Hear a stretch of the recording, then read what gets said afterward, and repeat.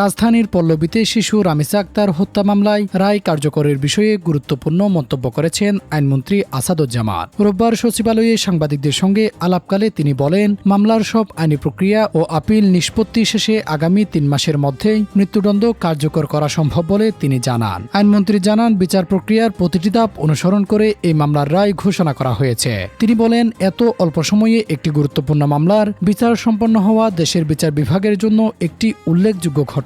আসামি পক্ষ যদি উচ্চ আদালতে আপিল করে তবে সেই আইনি প্রক্রিয়াও যথাযথভাবে অনুসরণ করা হবে। কোনো ধাপ এড়িয়ে বা তাড়াহুড়া করে রায় কার্যকর করা হবে না।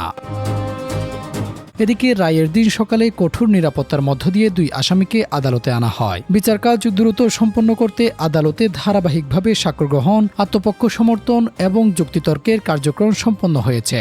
মামলার তদন্ত ও বিচার প্রক্রিয়া শুরু হওয়ার পর থেকেই বিষয়টি নিয়ে দেশ জুড়ে ব্যাপক আলোচনার জন্ম দেয়। দ্রুত বিচার এবং রায় ঘোষণার পর অনেকেই সন্তোষ প্রকাশ করেছেন। আইনমন্ত্রী আশা প্রকাশ করেন, উচ্চ আদালতেও এই রায় বহাল থাকবে এবং সব আইনি প্রক্রিয়া সম্পন্ন হওয়ার পর দণ্ড কার্যকর করা সম্ভব হবে।